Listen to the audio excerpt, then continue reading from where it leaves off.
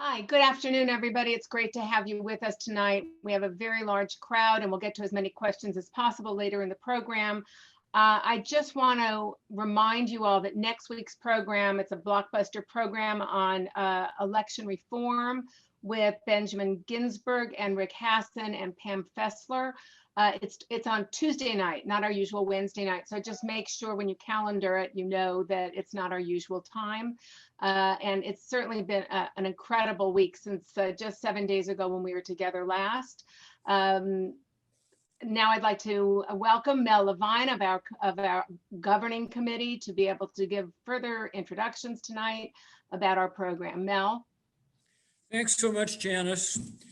It's a pleasure to welcome all of you here once again to our America at a Crossroads series, our weekly exploration of where our nation is and where we're going with some of the country's most thoughtful and analytical leaders and thinkers. As Janice just mentioned, this is the second town hall we've held this week. Our memorable Sunday night discussion with the New York Times' Peter Baker and the New Yorker Susan Glasser was superb.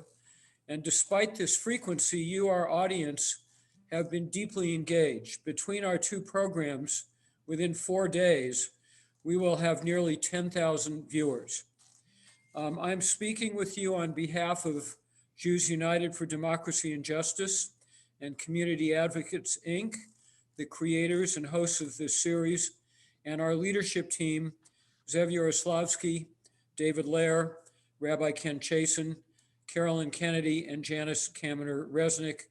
And I want to thank, in particular, David and Janice and Zev for their extraordinary engagement in these programs. Our co-sponsors are ICAR, Jewish Center for Justice, Leo Beck Temple, Stephen Wise Temple, Temple Israel of Hollywood, Valley Beth Shalom, Temple Beth Am, Temple Isaiah, LA Museum of the Holocaust, Pico Union Project, and our newest partner, the American Jewish Committee, Los Angeles. The past 10 days have been unparalleled in America. The president fomenting a coup and then being impeached exactly 1 week later with bipartisan support. But the public health world has also been deeply disquieting.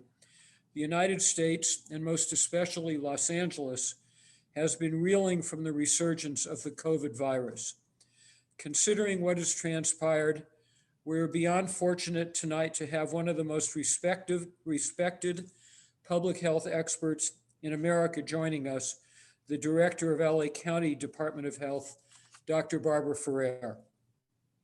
Dr. Ferrer will be able to help offer us an up-to-date accounting of where we are and where we are going and what you can do. And now my partner and very dear friend, Zev Yaroslavsky, with whom it has been a pleasure to collaborate these past 10 months, will introduce our guest and our moderator. Zev? Thank you, Mel, and thank you to our audience for your interest and your constant support. I want to make, and to Dr. Barbara Ferrer for agreeing in what is an incredibly difficult schedule to spend this next 55 minutes with us. Barbara Ferrer is the director of the Department of Public Health in Los Angeles County, which protects and promotes health and prevents disease among Los Angeles County's 10 million people, the largest county in America. Prior to arriving in Los Angeles several years ago to take this post, she served as the Chief Strategy Officer for the W.K. Kellogg Foundation. And prior to that, she served as the Executive Director of the Boston Public Health Commission, among other things. Dr. Ferrer has the challenging job of directing America's largest county's response to the COVID pandemic. As most Americans know by now, Los Angeles has become the epicenter of COVID-19, where nearly 1 in 10 residents have been infected with the virus, and over 250 people a day are dying of it. Needless to say, the entire country is focused like a laser beam on this issue, as evidenced by the more than 5,500 people who registered for tonight's program, our largest audience ever. And to lead our conversation tonight is Larry Mantle, who needs no introduction as he is a fixture in all of our daily lives here in Southern California. Larry has been the host of Air Talk on NPR's member station KPCC since 1985. Air Talk is the longest running daily talk show in Southern California. He is known for his kind yet probing and incisive interview style.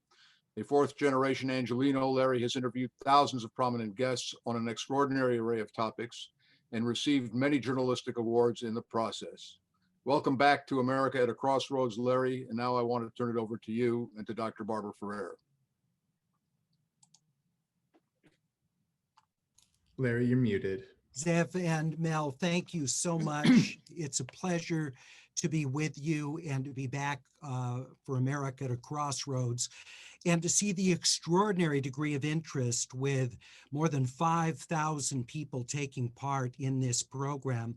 And I know that for many of you, you're viewing this from across the United States and around the world. I want to encourage you, when you ask a question, to put your location, where you're watching this from, whether it's in Southern California, from where we originate, whether it's in New York, Montana, or in Australia, as we had a question the last time I hosted one of these.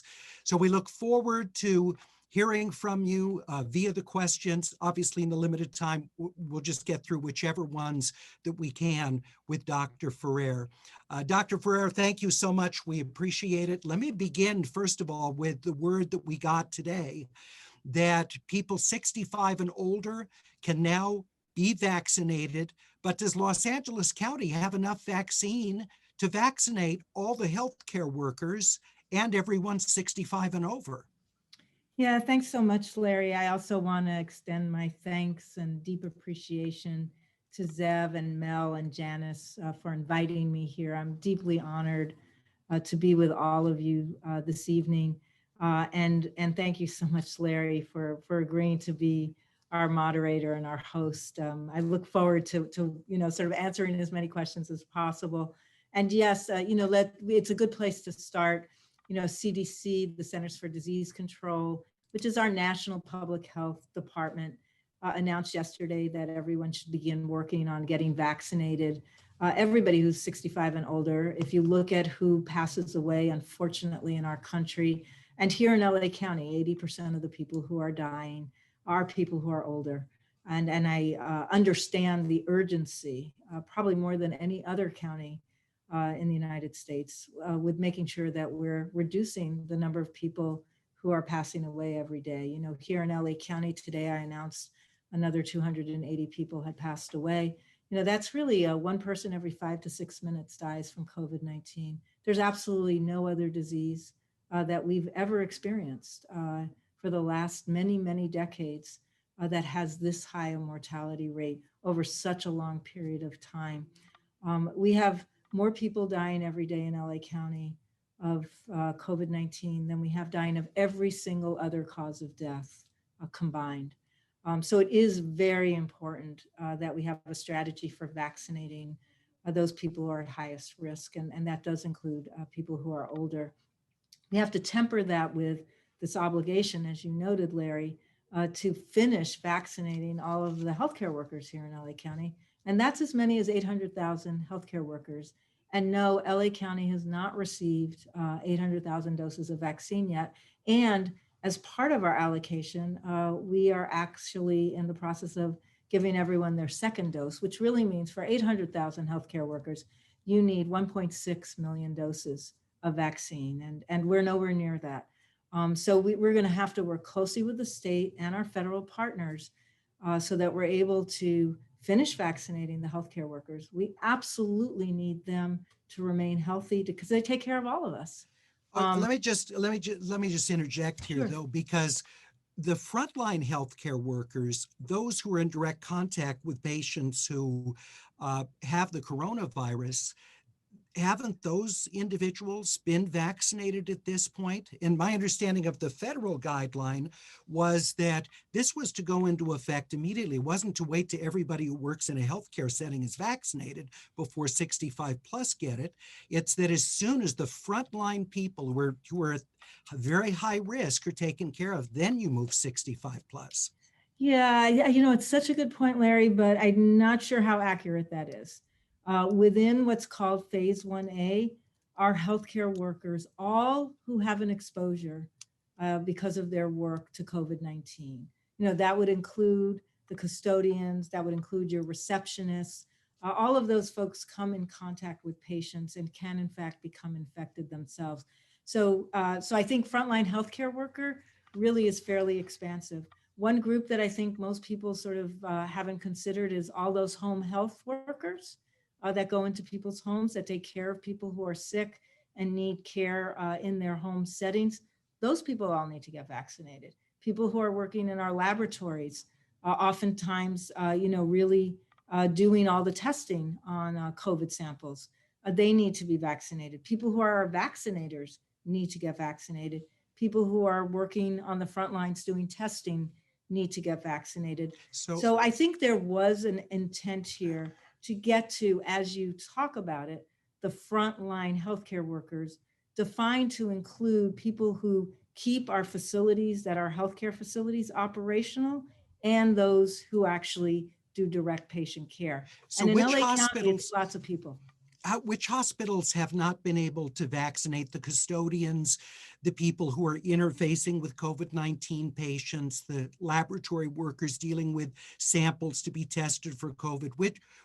Which hospitals are those have not yet been vaccinated in those groups? Yeah. So the 82 acute care hospitals in LA County that treat COVID-19 patients pretty much have given all of their healthcare workers and frontline workers that have an exposure their first dose. They still are obviously completing that second dose. If you receive the Pfizer vaccine, your second dose will come 21 days after your first dose. So they're not done because most of them are still doing their second doses.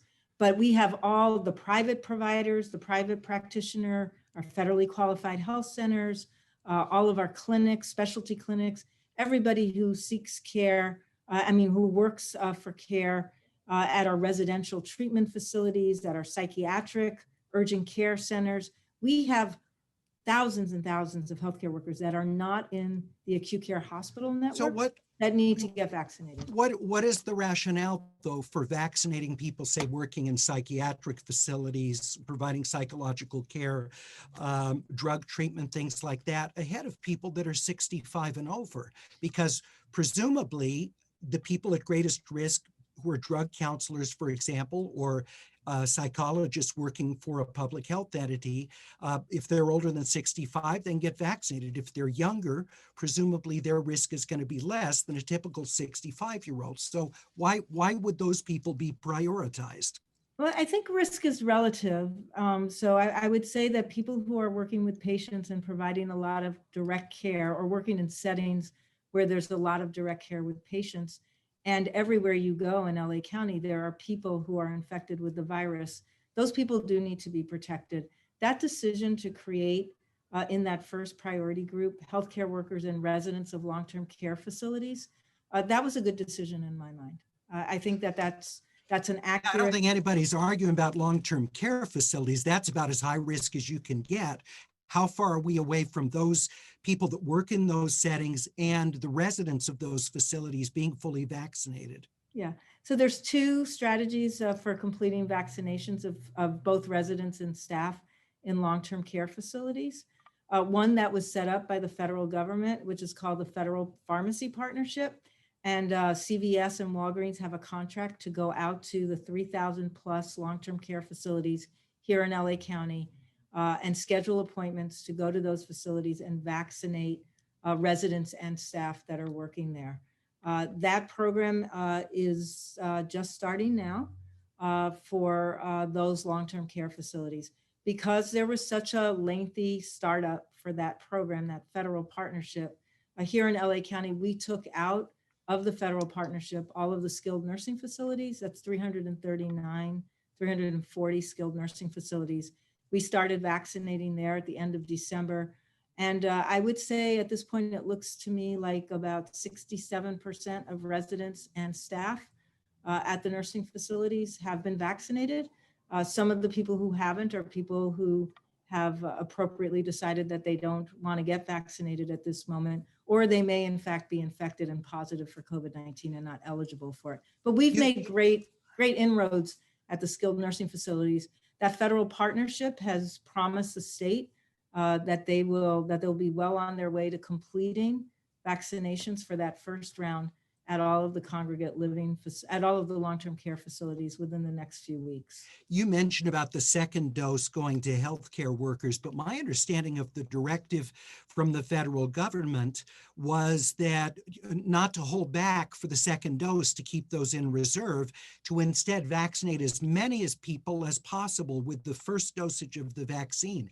Is that being done here? Yes, nobody's holding anything in reserve. What we've been promised is that when we get an allocation for a first dose, when it's time for that second dose to happen, we will get the subsequent allocations for those second doses. So we have given no instructions to anybody to hold anything in reserve. Every dose that's out there needs to be administered as quickly as possible to folks who are eligible for getting vaccinated. Right now we're in phase 1A. But I think your initial question was a good question, Larry. There is urgency to get to people who are older. I think we can accomplish both. We can get our healthcare workers vaccinated in the next week or 2 weeks, and we can set up the system for vaccinating people who are older. I will say that there's different systems here, though. People who are older, we need to set up call centers so that people can actually call and register. Right now, the system is an online registration system, and you have to be registered. So we need to help make sure that there's no obstacles here. We're not making it hard for people. We really don't want older people to be waiting on either long lines or in their cars for hours to get vaccinated at these larger sites that sometimes get set up in large, what we call our large vaccination sites. So we've been enrolling as quickly as we can, because again, these folks need to be registered and approved. Pharmacies and primary care providers. The easiest place, I think, for many older people to get vaccinated and where they'll trust getting vaccinated is with a trusted healthcare provider. But every single provider that wants to vaccinate needs to get registered and approved so that we can distribute vaccine to them and they can go ahead and vaccinate. So well, that's going to take, but isn't that going to take forever if you're talking about distributing to every healthcare provider so that they can administer the vaccine? No, there's an online system for them to register. It went live today. There was an older system. So we have hundreds of pharmacies already registered and approved. And many of the larger healthcare providers, the larger clinic sites, the larger practice sites are also already in the system. But again, I'm saying, the best way to do this is to build out the private and public partnership model that makes it easy for older people to get vaccinated. So is there a central, if people right now watching want to sign up, they're over the age of 65 and they're Los Angeles County residents, can they go to the county public health website and be able to register and then be contacted as soon as they're able to, the vaccine is there for them? Yeah, you can go to our site and you can register. You're not making an appointment yet because you're not necessarily in the priority group at the moment. It's healthcare workers, but you can register and we will send you an email to let you know when it's your turn. And then you'll be sent the link to go ahead and register online if you're able to. As I said, we're going to build out a call center capacity so that people who can't or don't have access to online registration for their appointments will be able to do that over the phone. But those are systems that have to get built this week. Okay, so you can't do that right now. You're saying. You can sign up on our website and you can get a newsletter from us and we can give you an alert when it's your turn. Okay. Yes, you can do that. And I'm still trying to get my head around the different tiers here, because you mentioned 1A, which are the healthcare workers, but then you mentioned everybody who works in healthcare. Yes. And then we've got the 65 and over. So I'm confused where the previous tiers sit and where the 65 and when does 65 and over kick in? Yeah, it's a very complicated system. So it's done by what are called phases. Our first phase is what we call 1A, phase 1A. That's where we are right now. frontline healthcare workers, those who work in healthcare facilities and have exposures, and people who live and work in long-term care facilities. That's 1A. We move from 1A to what we call phase 1B. We anticipate being here at the end of January, the beginning of February. The state today announced that they have reprioritized the ordering of people who will be eligible to be vaccinated as part of phase 1B. At the top of the list are people 65 and older. Okay, After, so 1B has been changed. And, Yes. and does that include people with comorbidity, people with hypertension, diabetes and the like? Are they included with the 65 plus if they're under 65 but have comorbidities? no, at this moment, the priority group at the top of the list for 1B is people 65 and older. And obviously that includes people 65 and older who have underlying health conditions that put them at greater risk. After that are 3 groups of essential workers, starting with education and in no priority. But 3 groups of essential workers will then be eligible for vaccination in phase 1B. And those will be workers at education and daycare sites. Those will be workers in food and agriculture. And those will be workers that are part of public safety first responders. So the 65 plus does not include people under 65 with serious health challenges. I thought that was part of the federal directive, was that those people with comorbidities would also be included, but that's not the case. That's not what the state Okay. has set for the Okay. prioritization. So, and it's And- probably helpful for people to understand. The CDC makes recommendations. The states take those recommendations and turn them into a framework for prioritizing vaccinations. And then the local health departments are asked to follow that prioritization and implement. So our job is really to figure out what systems we need that will reduce as many barriers as possible for those priority groups to go in the order that the state suggests and get vaccinated. So this pushes teachers and childcare workers further back in the line as the 65 plus individuals have now moved in front of them, correct? Yes, and there's always questions about sort of what that tiering looks like. So within each phase, you're right to note that there's a tiering. The first group we've been told is to prioritize the 65 plus. Oftentimes within the tiering, you start with that group, like we started with acute care hospital workers, because that was where the most vulnerability was. And then even within phase 1A, we had, as you noted, tier 1, tier 2, and tier 3. At a certain point, it just became everybody who was in phase 1A would be eligible for vaccination. And my assumption is we will start tier 1B similarly, trying to prioritize those at the beginning of that list. But at a certain point, if there's enough vaccine available, we would be able to move very quickly to opening up for all the tiers under phase 1B. And then of course we move to phase 1C. So, you know, again, we work closely with the state. We adhere to what the state asks us to do, and then we try to make sure we're implementing. And for all of us, getting more vaccine will be key to actually moving through this fairly quickly. Dr. Ferrer, walk us through what this is going to look like. So let's say a viewer gets off of this program at the end, goes on the LA County website, registers, as you suggest. You mentioned they're going to get a newsletter after that. So what can she expect after she signs up? What do you think is a reasonable time frame for her to get the response? And what is it going to direct her to do? Will it say contact your local CVS? Will it say call your primary care provider because she has vaccine? We know that she's got it. It's confirmed. She's good to go. Make your appointment. What are the specifics that person's going to get? Yeah, the way the system works right now for healthcare workers is they're directed to our site, and then they're directed on our site to go and set up an appointment. And when you go into the state program for registering for appointments, it's a patient appointment scheduler. You're given your options. It tells you where throughout the county we have appointments that are available where you can register to go ahead and get your appointment. It doesn't, it tells you that, you have to obviously be in the appropriate group. We try to message a lot that the appointments now are for healthcare workers. But then you just sign up, you give the information that they ask for, your name, your address, some contact information. You get verification that you have an appointment, and you're told where exactly your location is, and you're reminded to bring your verifications. So you won't be going to your own personal doctor.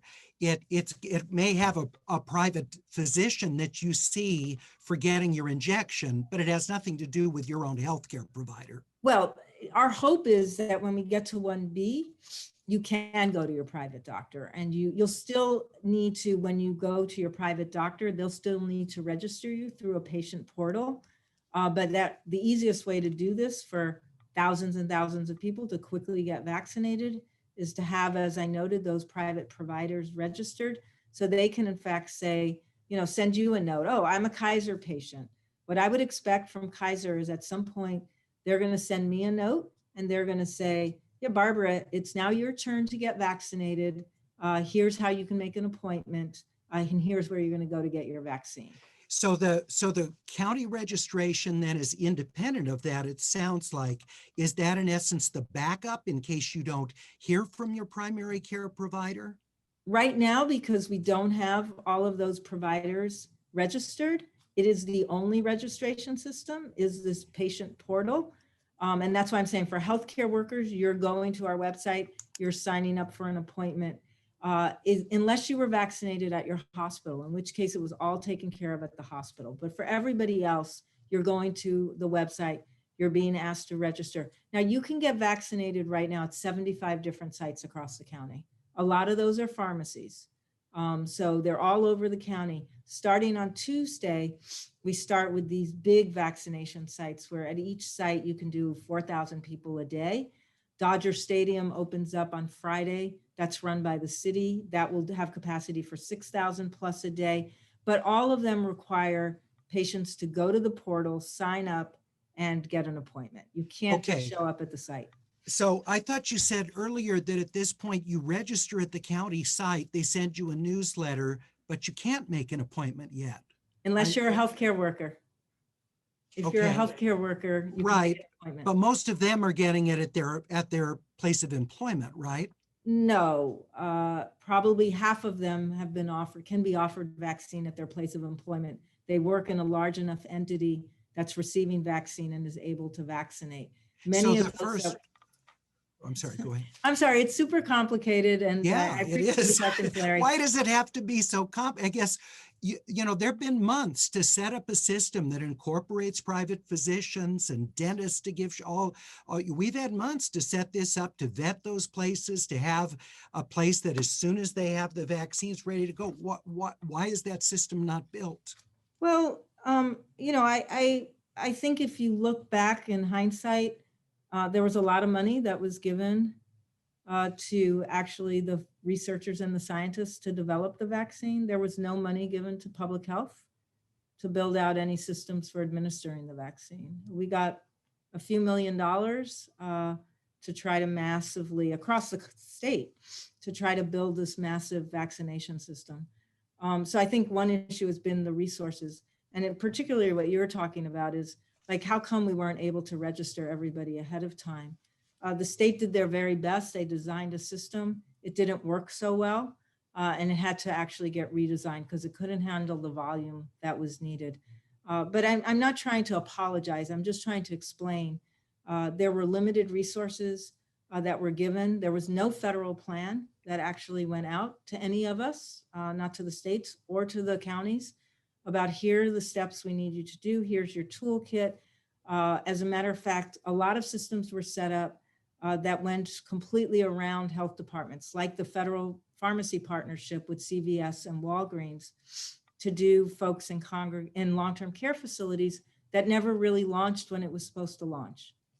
In fact, those Walgreens and CVS pharmacies get their allocations directly from the feds. They don't go through the county allocation system, and they set up their appointments completely independent from what the county is doing. So I think some of this is to be expected. This is the biggest effort this country will ever have made on trying to vaccinate this many people over such a short period of time, with all of the uncertainties that were in place and in play around when the vaccine would become available, and then how would it be administered, the fact that it's 2 doses, the fact that one of those vaccines requires a deep freeze capacity. I mean, these are all issues that there actually hasn't been as much time to figure out how to manage all of that as you would hope we had had.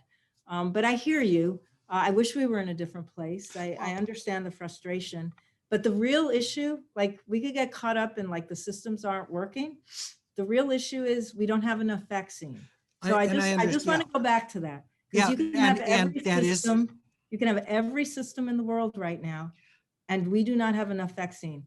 I personally don't have enough vaccine here in LA County to actually give vaccine to every site that is set up to vaccinate next week. I have to negotiate now with the state to see whether we can get all the doses that we need to make sure that everyone who has an appointment next week is actually going to get vaccine in their arms. And that is not the state's problem, and that is not the locals' problem. That is a problem at the federal level. We have no idea when the vaccines are coming and how much we're getting. And that has been the story since the beginning of December. And I ask you this not to place blame or to say what's wrong with your office. That's not why. I'm just trying to understand, because I think for so many people, and you hear this all the time, there's tremendous frustration about the lack of systematic information that's well organized, that has a coherent message. Because if people at least know, okay, here's where you're going to get your vaccine, here's how it's going to happen. We think the time frame is between 1 and 3 months, and here's who's going to contact you, here's where you need to go. But I bring this up because I think that's the messaging that for many people, they haven't heard that. And that's a huge vacuum at a time like this. Yeah, I totally agree. And if you think about how we distribute almost all of our other vaccines, we don't do it this way. You're absolutely right. We don't ask a provider who's already a licensed medical provider and supervises people who are approved to be vaccinators. We don't ask them to go register and get an approved application in order for them to be able to distribute the measles, MMW, the MMR vaccine, or we just don't do it that way. But we have this whole new system now, and it is creating, as you noted, some unanticipated obstacles and barriers that's taken us longer to put in place what will end up being, I think, a robust private-public partnership. But I want to just say, that is not the big issue right now. The issue is not the system. I understand what you're saying. People are confused as we try to develop the system.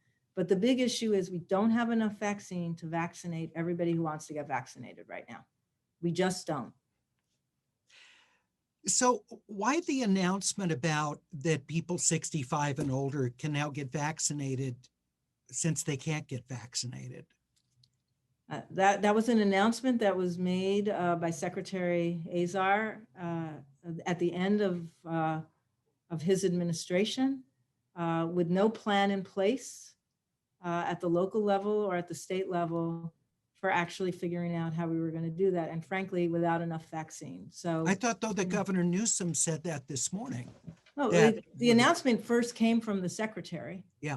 And telling everybody that it was time to vaccinate everybody 65 plus. And I understand how important it is to vaccinate people, but I also understand that the reality is, if you're going to put that out there, you have to have enough vaccine. Let me ask you about schools, because Austin Butner, the superintendent of the LA Unified School District, said on Monday that once the vaccine is approved for kids, that it's going to be mandatory for students if they return to campus, just as MMR, the other vaccines that you mentioned, childhood vaccines. But I would assume, just like with adults, it's going to be emergency use authorization from the FDA, not the kind of authorization that those childhood vaccinations now have, because we have years of data collection on those. So do you think it's right before we have a full-blown authorization to require kids to be vaccinated against the coronavirus before they come back to campus? Yeah, I would agree with you, Larry. It's really important to remember that these vaccines are being authorized under emergency use authorization, which means that they don't have all of the scientific studies behind them that would allow them to have the full license, as most of our other vaccines, as you noted, already have. And we've certainly said that, from a public health perspective, it wouldn't really make sense to mandate a vaccine that's under emergency use authorization. I think we'll need to wait until they're fully licensed products. Let me ask you some of the questions from people who are attending our program. Let's see, this is from, let's see. Sorry, I went too far back here. We have a question about, do you think it makes sense to give the vaccines? This is Eli asked, instead of holding back the second doses. Does that make sense to you? Just counting that those second doses are going to be available in the future when needed. Yeah, I mean, I think we have to go that route. Everybody knows when you give us a first dose that we count 21 days later, if it's a Pfizer vaccine, on having that second dose. I do want to note that if you didn't get the vaccine on day 21 and you got it on day 24 or day 25, that's perfectly okay. But you do have to have a system that's set up that actually lets people know I got my first dose and now I'm getting my second dose. I know that the FDA has clarified for everyone that there is no recommendation to forego the second dose. Because I think people have also heard, well, let's just give everyone the first dose. It gives you, maybe 50% protection and not worry about getting the second dose. The FDA has made it clear that under the emergency use authorization, both these vaccines are 2-dose vaccines and everyone needs to get the second dose. SCS says, my mother's 95, lives at home with her caretaker. How can she get the vaccine? She's not on email to register. SCS doesn't say whether there's a visiting nurse who goes to the house or how the mother's healthcare is handled, but any suggestion on that? Yeah, these are the questions of the system that actually needs to sort of embrace all of these unique situations.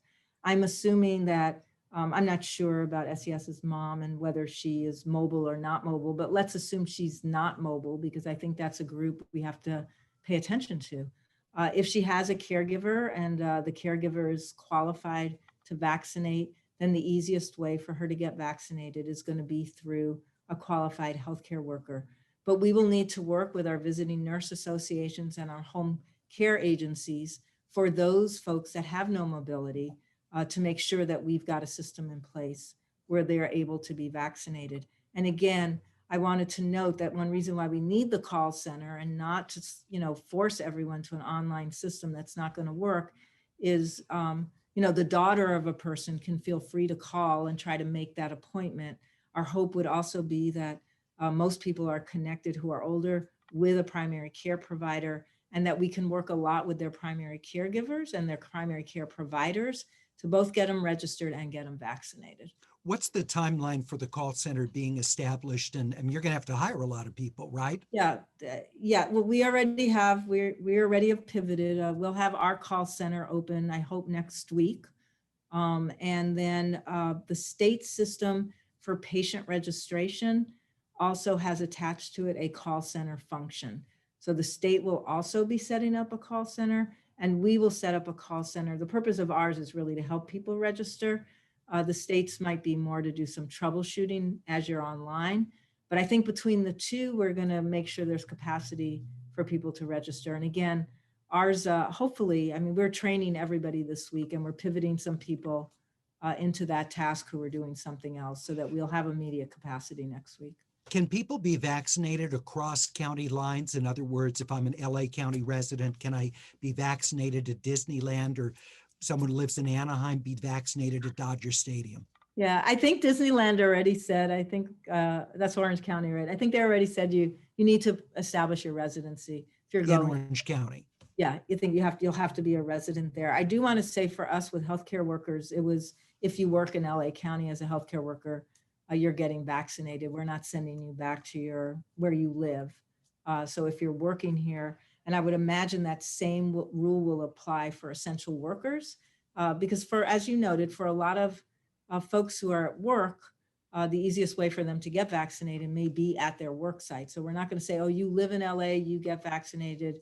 Oh, you work here in LA, but you don't live here, you don't get vaccinated, for those essential workers once it's their turn to get vaccinated.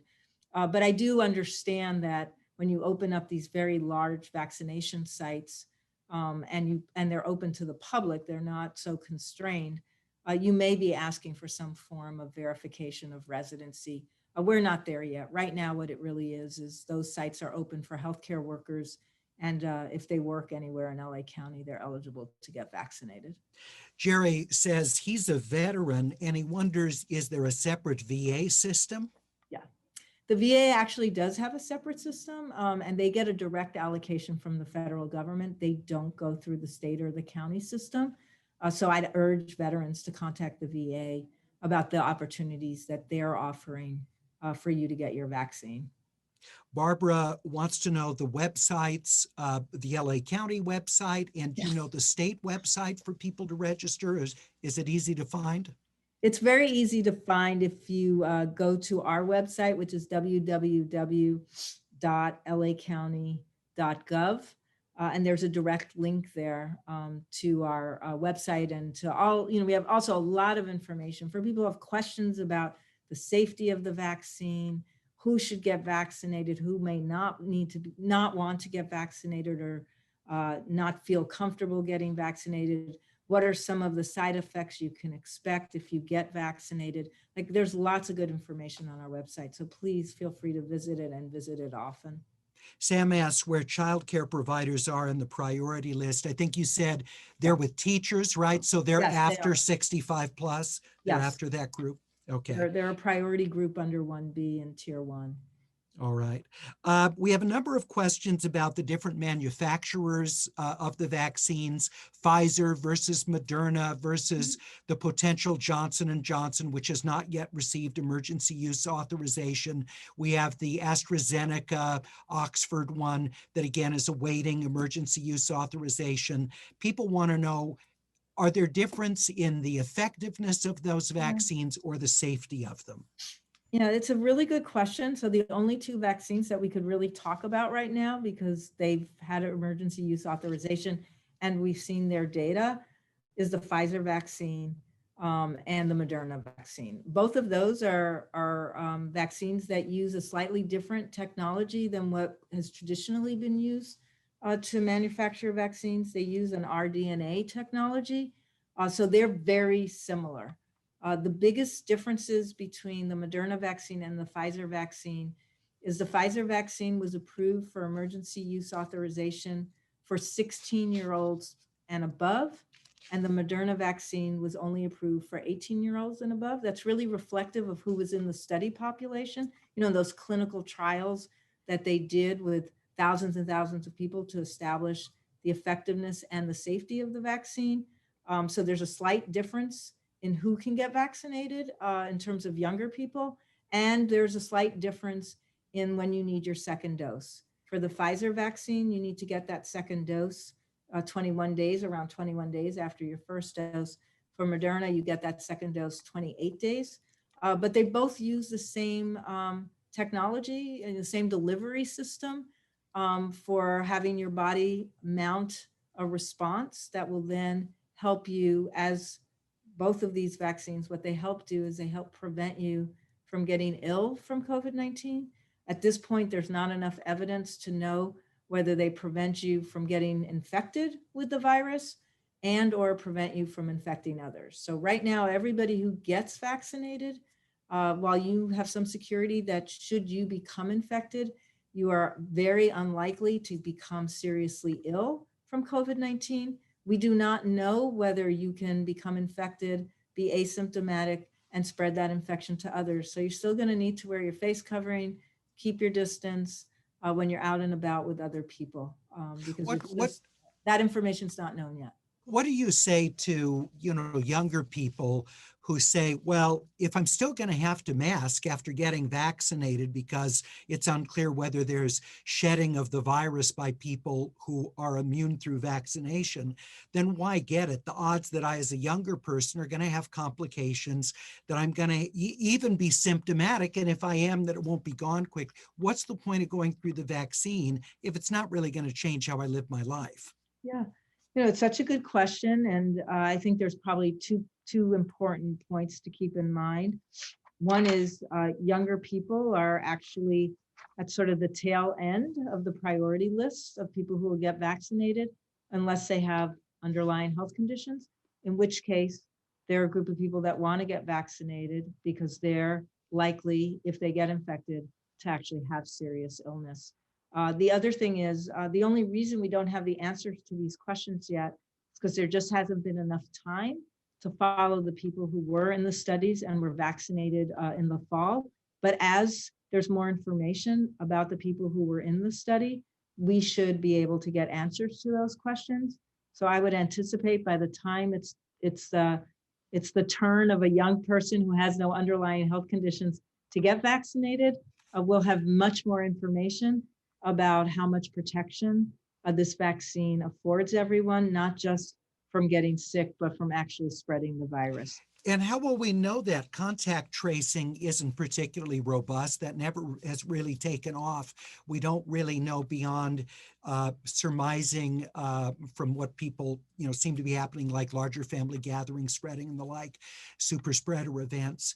So how will we know about the virus shedding? In other words, the idea that someone vaccinated, immune system strong enough, they're exposed, they don't get sick, but there's enough of it that perhaps they're still shedding it off to other people. If we can't trace it, how will we know that? Yeah, I think both Moderna and Pfizer have really extensive research studies built around this. So you're absolutely right. The kind of contact tracing we do as a public health department wouldn't answer the question, but the kind of contact tracing and follow-up that they're doing with patients in their studies will answer these questions. Ellen asks, are the vaccines safe for pregnant women? Mm-hmm. So the studies, there weren't enough people in the studies that were pregnant, so it wasn't studied enough to ascertain whether or not, well, they can't really answer the question, so because there weren't enough people in the studies. So the advice we're giving pregnant women is that they need to talk to their providers about making that decision about whether or not to get vaccinated, because the amount of folks that were enrolled, they just didn't have enough pregnant women to be able to answer with 100% certainty about safety for pregnant women. So if you look through the literature on the Pfizer vaccine and the Moderna vaccine, they suggest that pregnant women should in fact consult with their providers. To date, they have no evidence that it's not safe, but they didn't have enough people enrolled to actually answer the question with enough rigor. One of the questions we get almost daily on our Air Talk radio program in Los Angeles is, if I've had COVID-19 and a likely immune response from that, should I still be vaccinated afterwards? And can you explain a bit why that is still important for people? Yeah, to be so vaccinated? the answer is still yes, because we have no idea still. Again, this is a brand new vaccine, so we don't know everything we wish we knew about COVID-19. But what we do know is that there's not 100% certainty that just because you were infected with COVID-19 that you have protection against getting reinfected. As a matter of fact, we have some cases where it's been established that people have been reinfected. And we certainly don't know how long any sort of immunity is lasting. So because of that, yes, if you've, unfortunately, you already were sick or you were positive for COVID-19, as long as you're past that isolation period of 10 days and you're symptom-free and fever-free for at least 24 hours after those 10 days, you should go ahead and get the vaccine. We have another viewer who asks, since we are in by far the worst period of COVID-19 cases and the biggest capacity challenges at our local hospitals, why haven't we closed malls, indoor shopping, things that were closed early on in the pandemic when we had less demand on hospitals? Yeah, it's such a good question. And, I'll just start by saying that obviously as a health department, we are looking at whether we need to take some additional steps. Our hope was that we would actually at this point start to see a decline. But without seeing that decline, this is a very fair question about, do we need to do more? And in particular, I think it's a fair question because no matter how you look at this, spread happens when people are around other people not in their household. And even sometimes spread happens when people go outside of their household and then come back to their household. So it's really important at this point that we understand that with this much community transmission, when we start saying, that 20% of the people who are testing on a given day are testing positive, that used to be 3% back in November. That was, you went and got tested. Out of every 100 people that got tested, 3 people had a positive test result. Out of every 100 people that are getting tested today, 20 people are testing positive. So that shows you how much community transmission we have. And we are looking at that question. The reason why we issued health officer orders that look slightly different in this last go round was we understand a lot more about the virus now than we did when we closed everything back in March. At that point, we really didn't know exactly what we were dealing with. And we didn't really know exactly what tools were going to be available to protect folks. But we now have a lot more information, and we know a few things that I think are really important. If you have people that are wearing their face coverings appropriately, and that means over the nose and mouth, fully covered tightly, and you have people that are keeping their distance from each other, it's an and, not an or, and you have a lot of infection control going on at sites where people may be together, like a work site, you can in fact reduce transmission by a lot. By a lot. These are very powerful tools if they're used all of the time and appropriately. So what we did in the second go round was we basically said, okay, we have all these directives now that tell you at work sites, these are the things you have to do to create safety at the work sites. What we don't want is we don't want people mingling with lots of other people in crowded situations, particularly indoors. So you notice, yes, the malls are open and the stores are open, but at 20% capacity to avoid overcrowding, to give plenty of space for people. And with, absolutely from us, an encouragement that, if you don't need to go shopping, don't go shopping. I must say that every single time I talk with the press, like these retail establishments are open. It's very hard to distinguish between essential goods and non-essential goods, but they're at 20% capacity unless they're a full service grocery store. And there's a reason for that, because we don't want a lot of people doing that shopping. So that was the intent behind all of this, was have no places where people are going to be intermingling where they're not wearing their face coverings. That was why outdoor restaurant dining and indoor restaurant dining got eliminated, because in order to dine, you have to take off your face covering. And you're sitting there with people not in your household. There are workers that are then also exposed because you're not wearing a face covering. So there was this effort to sort of use the new science we had to craft a more tailored and specific set of modifications on this go round.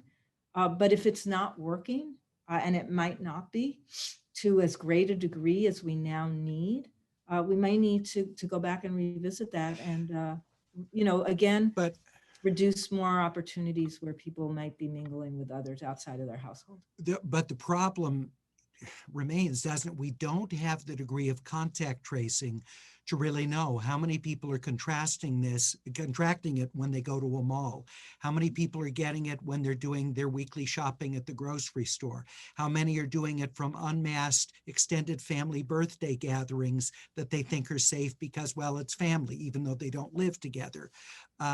We can't really quantify this, right? So doesn't it make it difficult to then precisely craft the kinds of guidelines that are going to keep people safe and that people will have confidence in?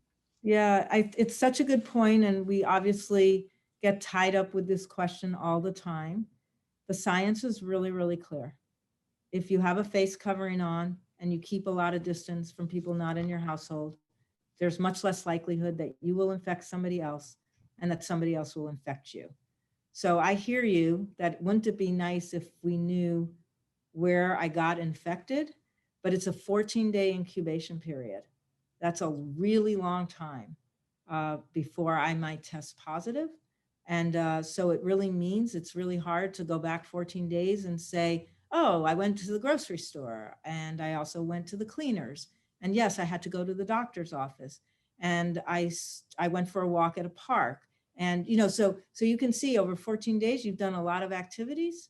If some of those activities weren't done with a lot of safety, you risked exposures. I went to dinner with a group of friends at their house. Obviously, we didn't have our face coverings on. The easiest way that we've been able to track that there's a lot of spread is we do workplace outbreaks. So we know when workers are becoming infected. And many times we do contact tracing. If somebody knows they had an exposure, they often say to us, oh yeah, I know where I got this from. I was at a party. I went to a friend's house. I'm at work and there's a big outbreak at my work. And then you have that certainty. But without knowing that, we still know enough to say, if you wear your face covering, if you're not in crowded situations, if you keep your distance, and you use all that hand sanitizer and wash your hands, you have a lot of protection. It's when you can't do those things or don't do those things that you create those risks of exposure. Dr. Ferrer, thank you so much. I know you're so busy and have to run. We really appreciate your taking this. And I hope you know in asking these questions, we understand the kinds of incredible, well, we can't really understand. We have an idea of the kinds of challenge that your department is under, and we appreciate the work that all your staff and all the people in healthcare are doing in county public health offices across the country. So thank you for your work. We very, very much appreciate it. If we could get the two websites again for the LA County and state of California for people to register. Yes, I don't have the states, but ours is www.publichealth.lacounty.org. So please go there. You actually can get a link from that site to the state site. Great. Dr. And Ferrer. I want to thank you, Larry. I want to thank Zev and Mel and Janice again, but mostly I want to thank everybody who joined us for the conversation. I want to also express my gratitude and appreciation to all of you. This has been a very long year, this past year. We have a ways to go. The vast majority of folks have done everything they could to prevent transmission. And we appreciate all of you for your contributions to helping us slow the spread. We are here to answer questions, and I appreciate that the questions are tough because it's very, very complicated. This is a complicated virus. We don't know everything we ought to yet about it because it's new. And unfortunately, it's very easily transmitted from one person to another. But thanks a million for everything you're all doing to keep each other safe. Thank you, Dr. Ferrer. We appreciate it. And I just want to remind those of you who are regular attenders of these important events that the next one will be next Tuesday, not the typical Wednesday, but it'll be next Tuesday, the 19th of January, and it'll feature Professor Rick Hasson and Ben Ginsberg, What Has to Change to Protect Our Vulnerable Electoral System. It'll be moderated by NPR's national election editor, Pam Fessler. Thank you so much for joining us. It's wonderful to be with you again for America at a Crossroads. Once again, next Tuesday at 5 o'clock Pacific time right here. Thank you.